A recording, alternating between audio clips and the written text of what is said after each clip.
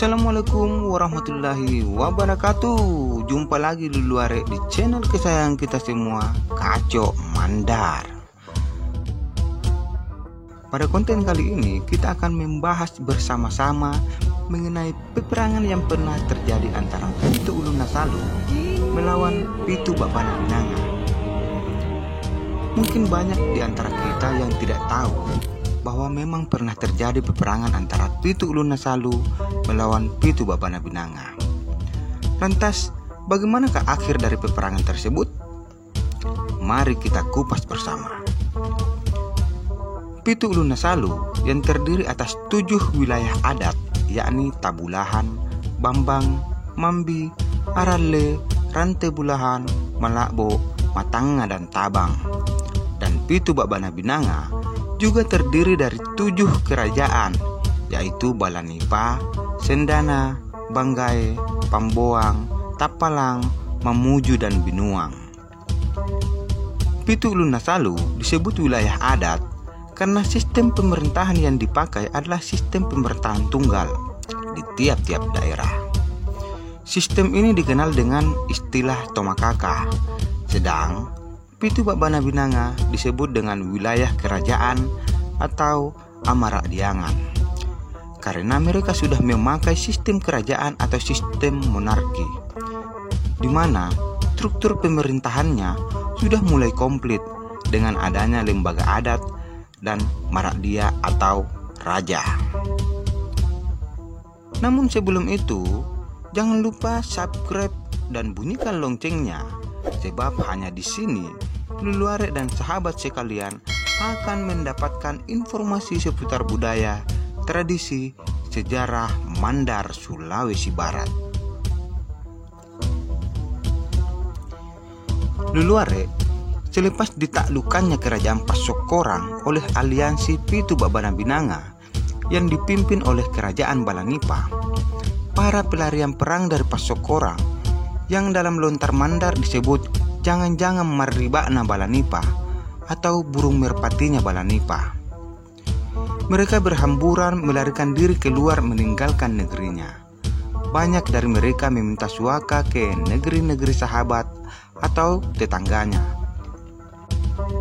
Ada yang ke kerajaan Batu Lapa yang masuk dalam wilayah Ajatapareng, yang sekarang masuk dalam wilayah administrasi Kabupaten Pindrang, Sulawesi Selatan.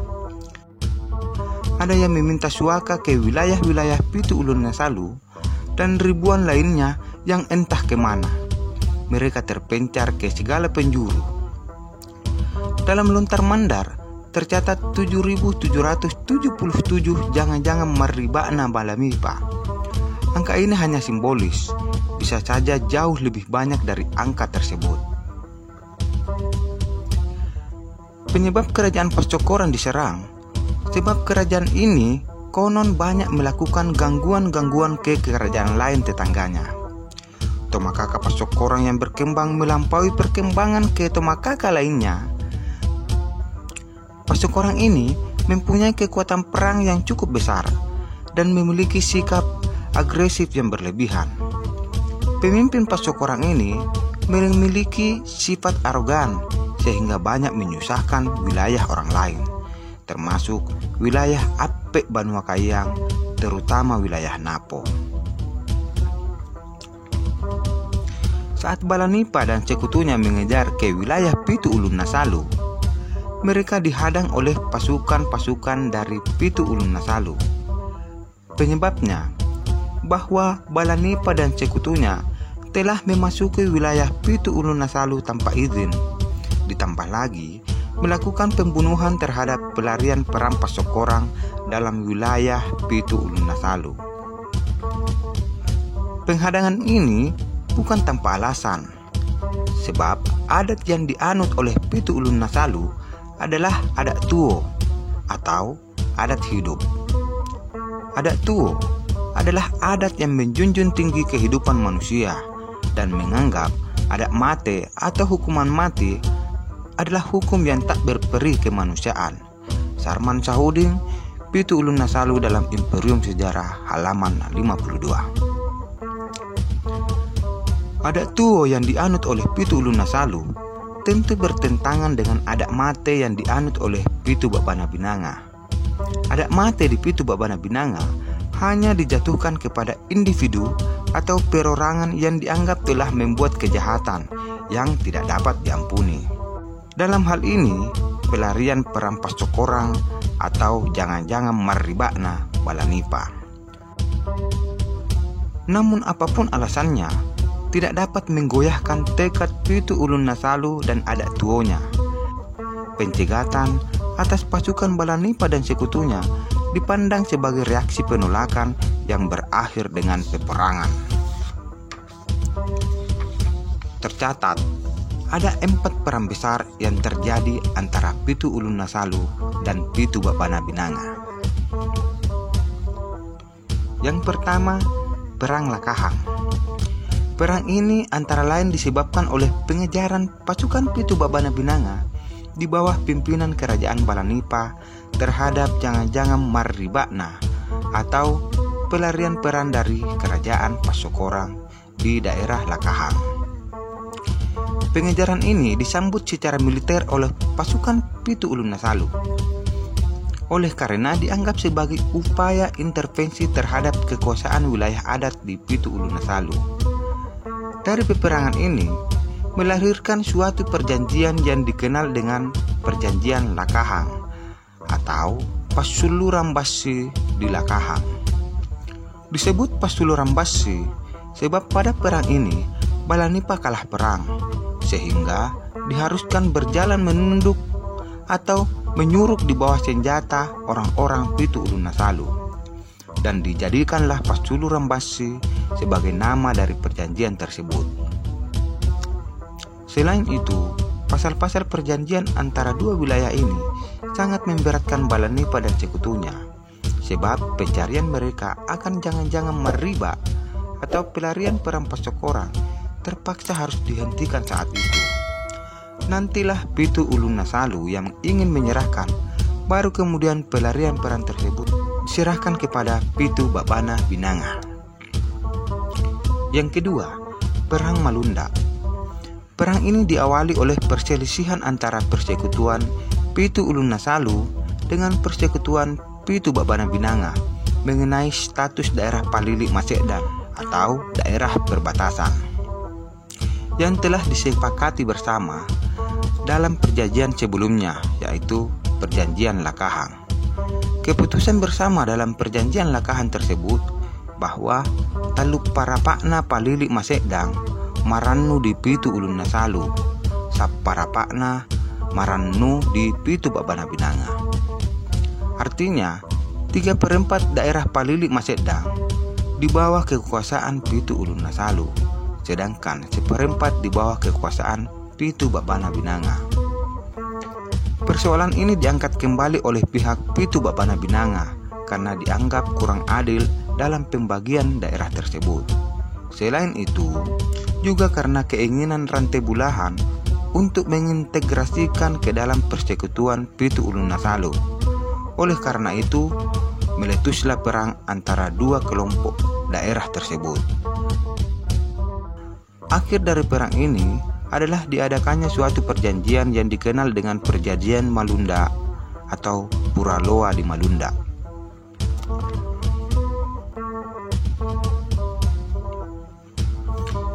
Yang ketiga, Perang Sungki.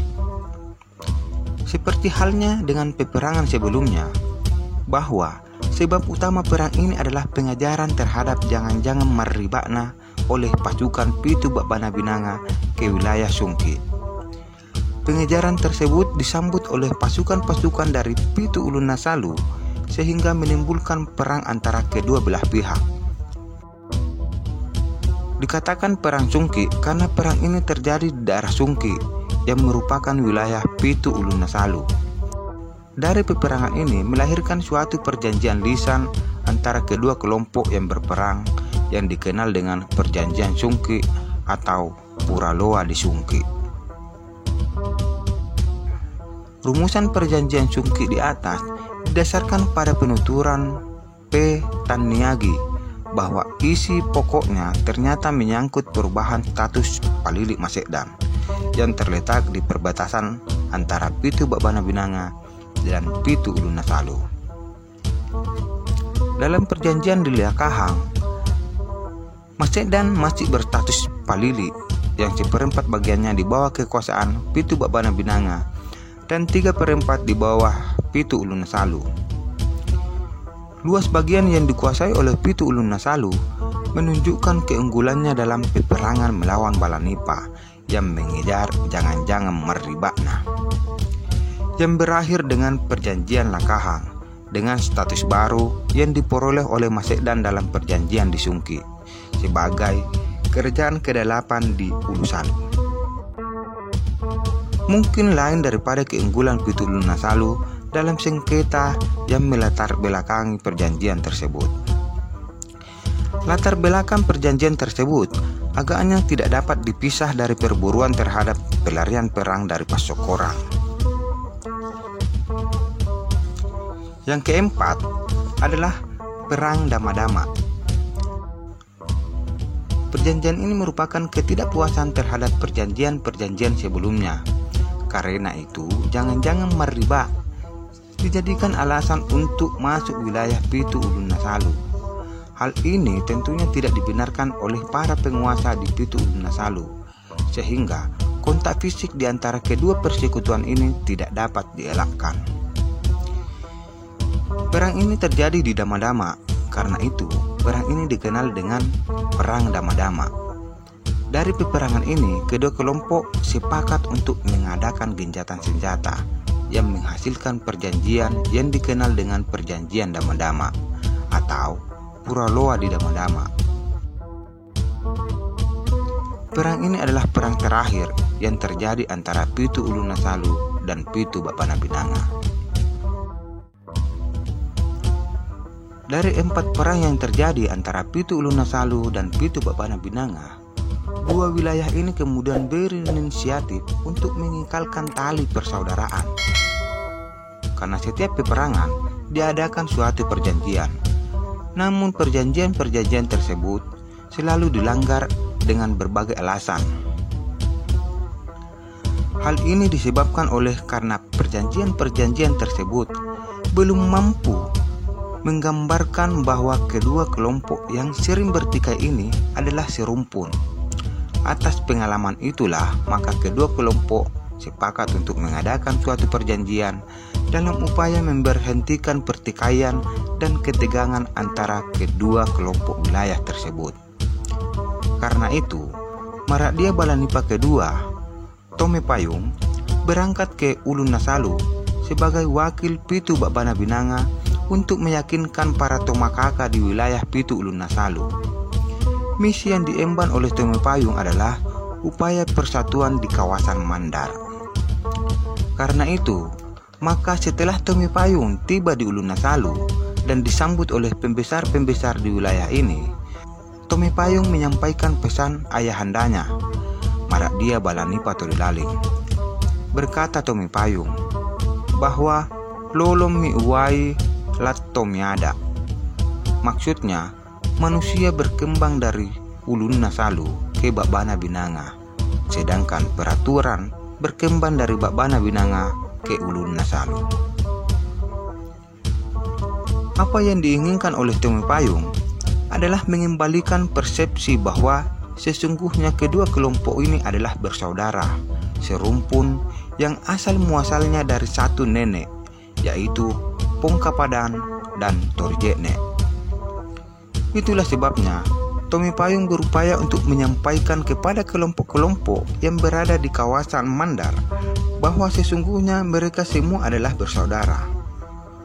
Untuk kawasan Mandar, daerah pesisir pantai, Tome Payung meyakinkan rekannya bahwa kita ilalanna Pitu Babana Binanga, mesam bulo-bulo tahu ilalanna pasti Mandarang. Maksudnya adalah kita yang berada di daerah Babana Binanga berada dalam satu keturunan yang tidak akan terpisahkan. Upaya ini merupakan cara untuk meyakinkan rekannya dari Babana Binanga bahwa dengan perdamaian ini akan tetap menjamin stabilitas persekutuan mereka. Pesan yang disampaikan itu merupakan semangat persatuan dalam menciptakan stabilitas di kawasan Mandar. Karena itu, upaya Tomi Payung mendapat persetujuan dan dukungan dari Babana Binanga. Untuk itu, maka ditentukanlah tempat penyelenggaraan pertemuan tersebut. Tempat yang disepakati adalah daerah Luyo, yang merupakan perbatasan antara kedua persekutuan ini. Untuk menyukseskan acara tersebut, maka kedua belah pihak sama-sama bertanggung jawab atas persiapan yang dibutuhkan dalam pertemuan tersebut.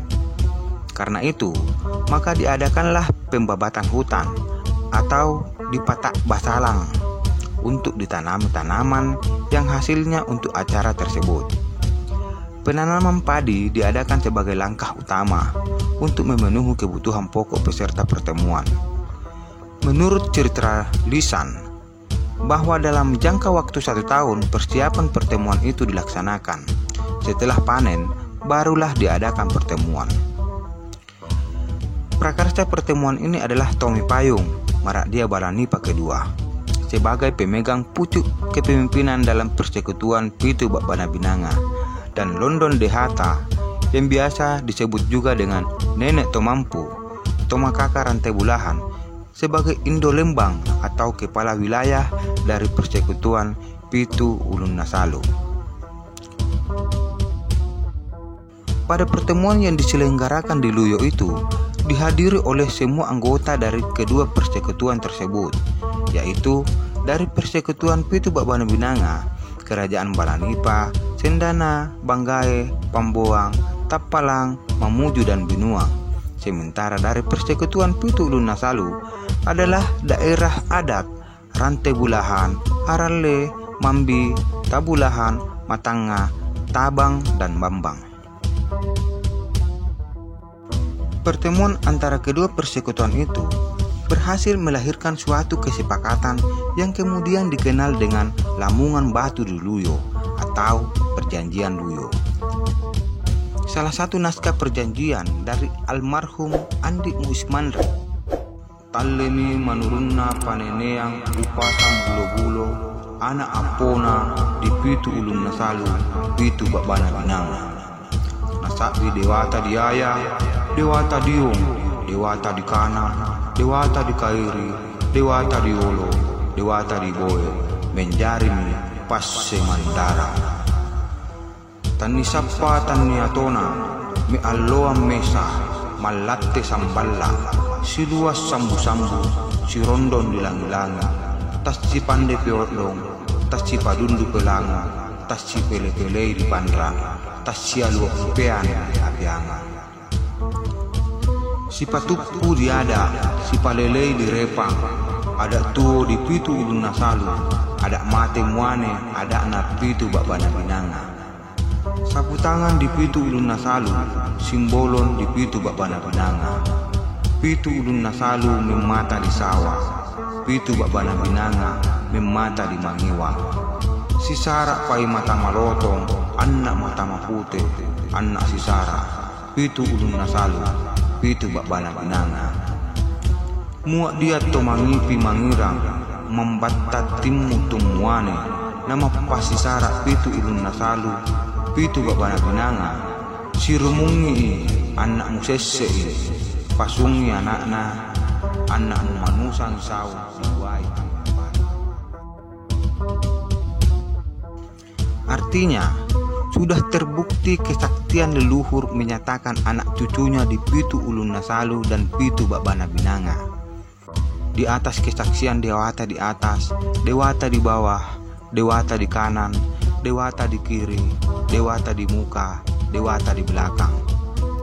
Bersatulah untuk saling menguatkan, tidak terpetak, tidak terbatas, satu bantal bertikar selembar, sepembalut langit-langit, tidak saling memberi makan yang bertulang, tidak saling memberi minuman yang beracun, tidak saling meninggalkan kesusahan, tidak saling melupakan kebaikan. Saling menghormati hukum dan peraturan masing-masing.